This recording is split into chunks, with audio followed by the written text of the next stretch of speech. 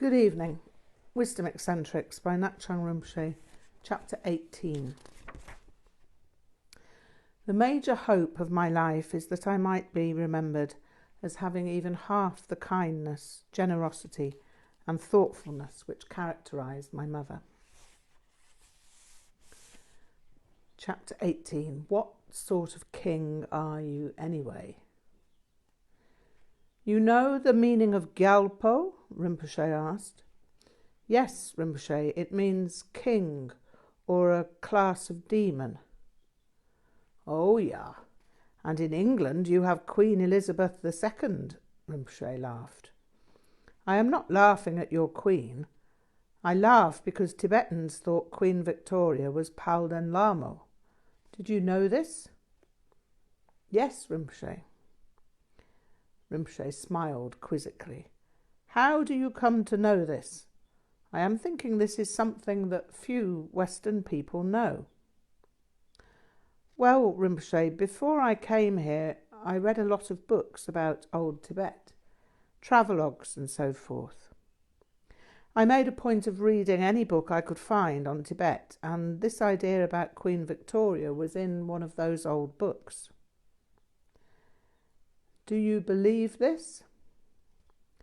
If I had to say either yes or no, I'd say no. Yeah, good. I don't believe it either. There are many superstitions like this. Only a Tomyor would believe such a thing. How can Queen Victoria ride a horse naked, sitting on the flayed hide of her only son? How can she carry sacks of diseases and play with loaded dice? Palden Lama is a protector. She is not a human being. And even if Queen Victoria is her emanation, she must have qualities of this protectress. I think she was a good queen whose husband had great respect for her. At this point I asked Rinpoche if he would like to hear a story about Queen Elizabeth II. He nodded his approval. The Queen sometimes goes out into the world incognito. One day she happened to be sitting in a Scottish tea room and a lady approached her saying, I hope you don't mind me mentioning it, but you do look frightfully like the Queen. The Queen smiled and replied, How very reassuring. Rinpoche laughed. Yeah, good answer. I like this queen too much. You know any story about Queen Victoria? No, Rinpoche, but I know one about Queen Elizabeth I. Rinpoche motioned for me to tell my story, and so I began. There was once a knight called Sir Aubrey who was at the court of Queen Elizabeth. Sir Aubrey, when he presented himself to Queen Elizabeth, happened to fart as he made to go down on one knee before her. He was mortified by the grossness of his inadvertent flatulence and banished himself for 7 years from her court. On his return, Queen Elizabeth welcomed him. We have missed you, Sir Aubrey, and we have forgotten the fart. Rinpoche roared with laughter. Yeah, she also good queen.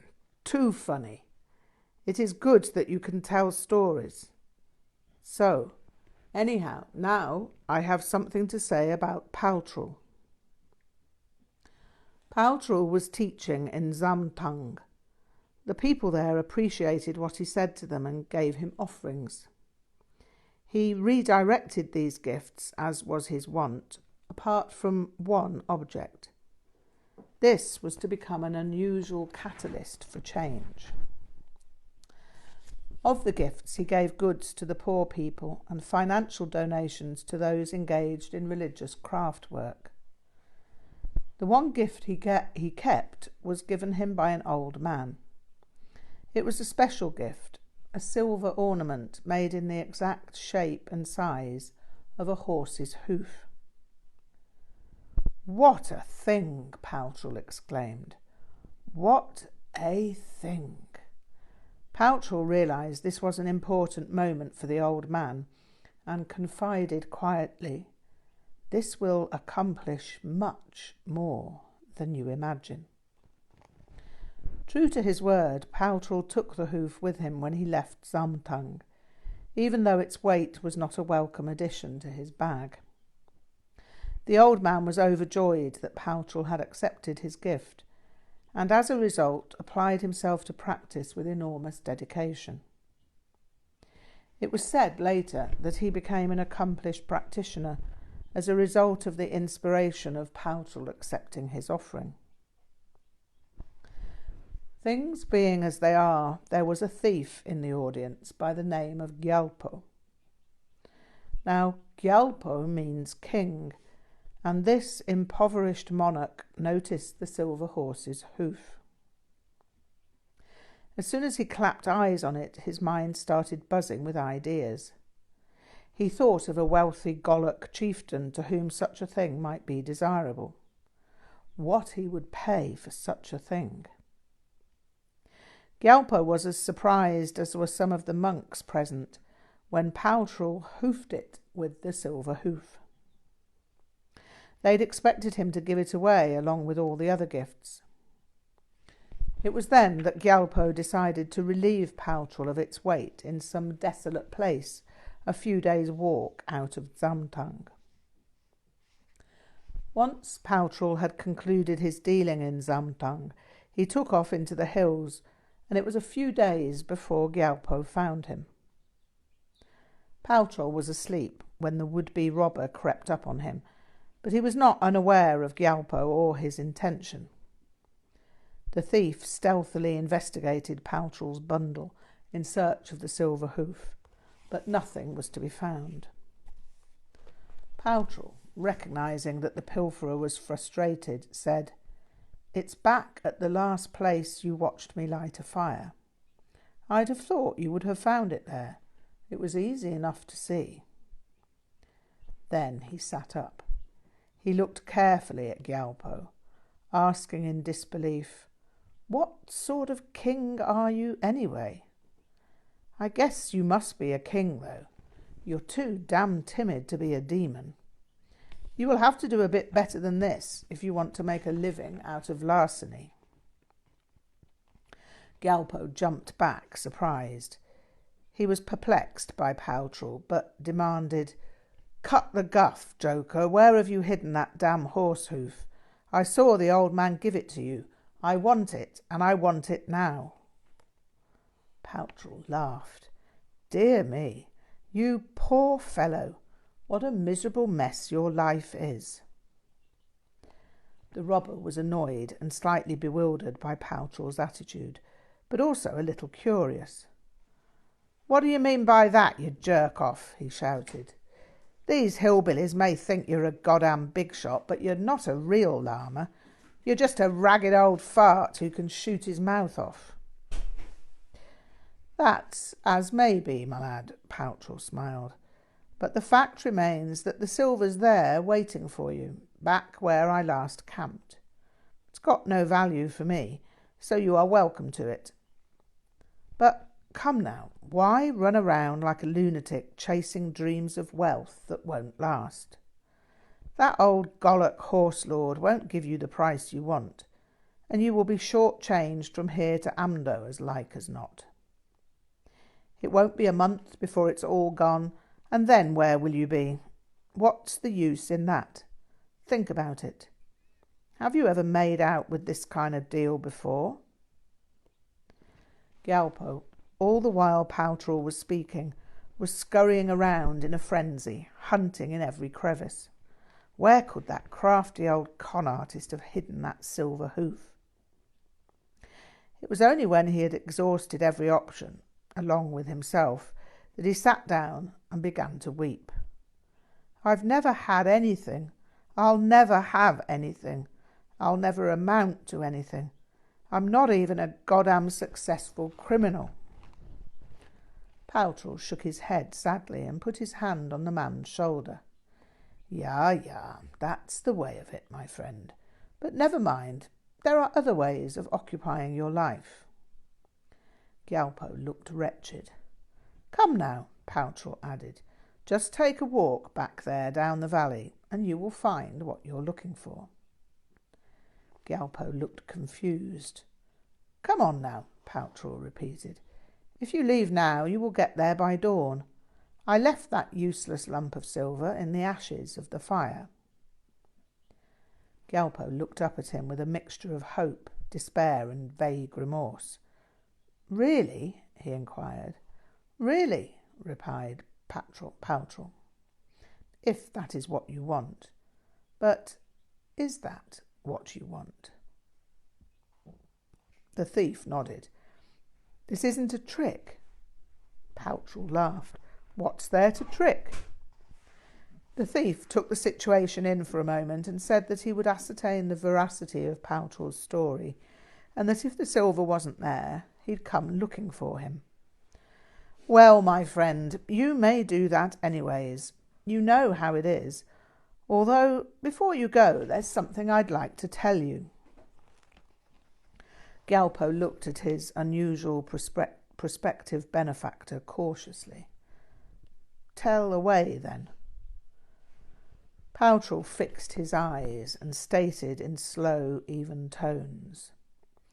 Well, king or demon, or whatever you are, this hoof may well be exactly what you think you want. But I'm damn sure it's not what you need. One day you'll realize that you need the teachings more than you want this silver horse's hoof. But in the meantime, Paltrul yawned, go get what you think you want. Gyalpo left and went to find Paltrul's last campfire. Gyalpo walked through the night, and in the morning he found the place Paltrul described. There was the campfire, and sure enough, there in the ashes he found the ingot. Gyalpo leapt in the air for joy. Yes, yes, yes, he shouted when he laid his hands on it. He sat down and gazed at it lovingly. He rubbed off the ash and shone up the silver on his ragged sleeve. He watched the metal begin to glitter as he rubbed away the ash. It really was a large piece of silver. He was in no doubt about that. He began to think about the deal with the Golok chief and the rich reward he'd get. But then the words of Paltrul came back to him. That old Golok horse lord won't give you the price you want, and you'll be short-changed from here to Amdo as like as not. It won't be a month before it's all gone, and then where will you be? This was an unpleasant thought. He'd been down that road before.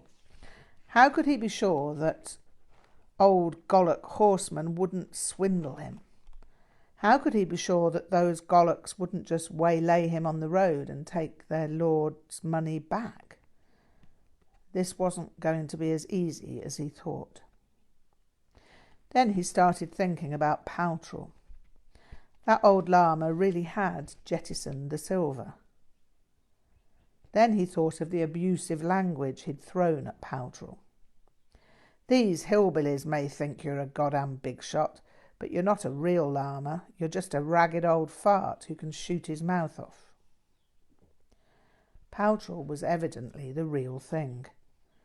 Gyalpo began to feel very sad and confused. The pattern of his life started moving through his mind, and there wasn't much to it that looked like anything. Then, in the next moment, he broke down and wept. Worse and worse, he cried. This Paltrul really is a great being, and I'm just a loathsome, mouldering turd.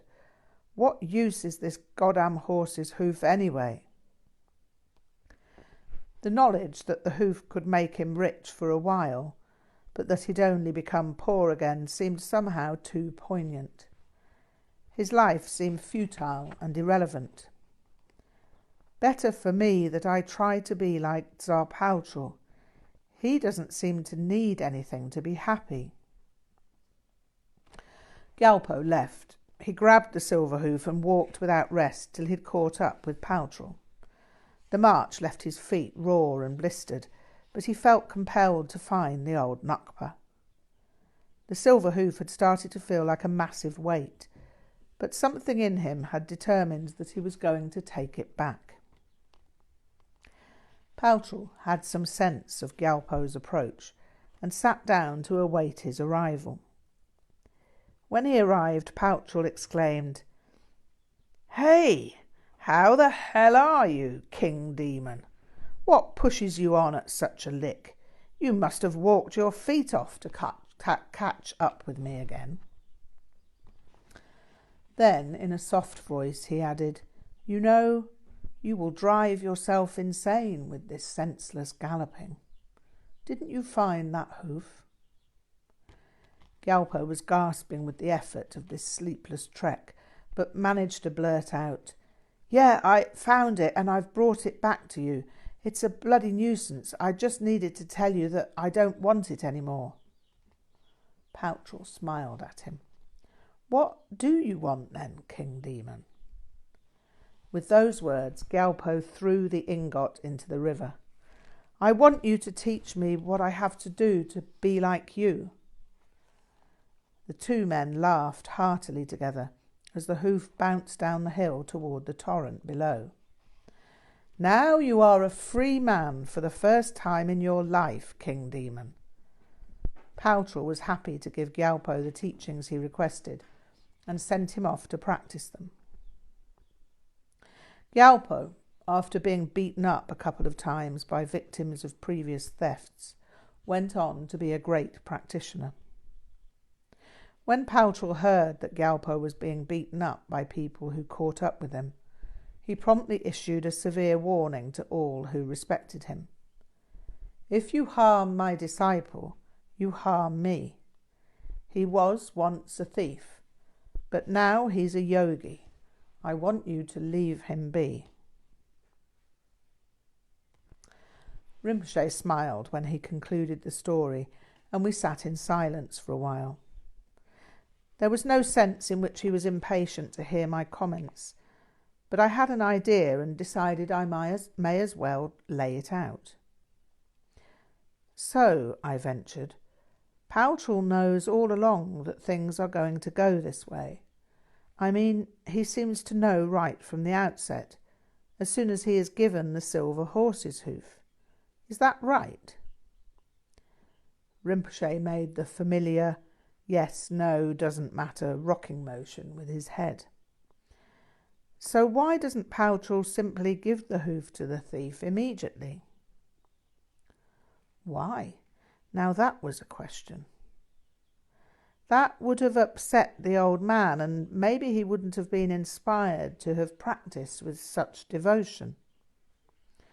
Rinpoche snorted his opinion of this in disgust. If the old man had devotion, he had devotion. What Paltrul does with his offering is of no matter. If he had devotion, what does it matter if Paltrul throws the hoof into the rubbish? I eyed a recent gift I had given Rinpoche sheepishly, which made him laugh loudly and somewhat severely. "Now you think the bad Künzang Dorje throws your tuba away." Things were looking tricky again. A slight sense of panic, but this time I just ploughed ahead. "That's fine, Rinpoche. My devotion's the same whether you throw it away or keep it to wear." Rinpoche arched his eyebrows in a comical manner. "Possibly bad material. Maybe nothing is lost if it is thrown out." I realised I was being teased and that I'd have to stand my ground or risk his displeasure, even though that was becoming less easy to instigate. "It's not worth a silver horse's hoof, Rinpoche," I stated as crisply, firmly, yet respectfully as I could. "But it did cost me my camera." He laughed and his face relaxed completely. "Oh, yeah, I know this well. So now you know that you are not like the thief." That was an unusual leap in thinking, So now I knew that I was not like the thief. What did that mean? I'd moved from one tricky position to another. I thought of saying, "Damn right, Rinpoche, I have no intention of stealing your tuba," but thought better of it. This was not a time to attempt humour. We sat for a few minutes in silence, in which Rinpoche kept his eyebrows unremittingly raised, and then it occurred to me why I was not like the thief.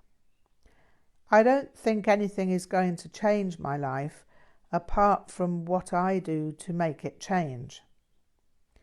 Rinpoche nodded and reached behind him for a bottle of Indian Eagle beer. "And?" he asked. "And," I replied immediately, but not knowing what I was going to say, "I'm not desperate. I don't indulge in too much self-pity. And I don't back down if I believe in what I've said or done." Rinpoche poured out the beer. "You have self-respect, but not too much. Stay as you are. Do not respect yourself too much or too little. You know how to stay with your word. Without that, there is no practice." We sipped our beer for a while, and then he continued the questioning. What would Paltrul have lost if he had given the thief the hoof? Feeling somehow reassured by our previous exchange, I allowed myself some space to reflect on the story. Paltrul would have lost the opportunity to give Gyalpo a teaching in a way that would actually effect a change in him. Rinpoche nodded. This exchange was going smoothly, so I asked, "What else is there in this story that I am missing? It seems quite simple." Rinpoche looked at me quizzically. "What is simple?" Then I had to set about explaining. It seems to be a question of allowing the thief to experience himself and his conditioning as much as possible. He had to develop a decent degree of lust for the hoof.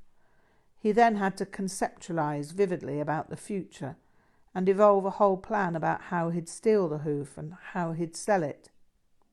Then he had to track Paltrul down and attempt to burglarise the hoof whilst Paltrul is sleeping. There'd be a lot of anticipation, tension and anxiety there. Rinpoche nodded. "Yeah, and so Paltrul tells him he left the hoof in the ashes of the fire he left the previous day." "Yeah, and so?" "Well, that must have shocked Gyalpo, but his lust was up and this display of clairvoyance or foreknowledge doesn't throw him. Then Gyalpo proceeds to abuse Paltrul, but Paltrul keeps his calm under fire." Rinpoche laughed uproariously at this point in my summary. "Like you are with this bad-mouthed Künzang Dorje. Now you are fearless, like Paltrul." Ideas suddenly occurred to me, but I wanted to laugh at this joke Rinpoche had made, at the same time as expressing what I'd suddenly understood. It was an experience almost like choking. I also wanted to grasp the moment in terms of what had just become clear to me, so I just laughed as I spoke. Everything Paltrul does is causing Gyalpo to see his life as a mess. Gyalpo's stealth doesn't work. His bravado doesn't work.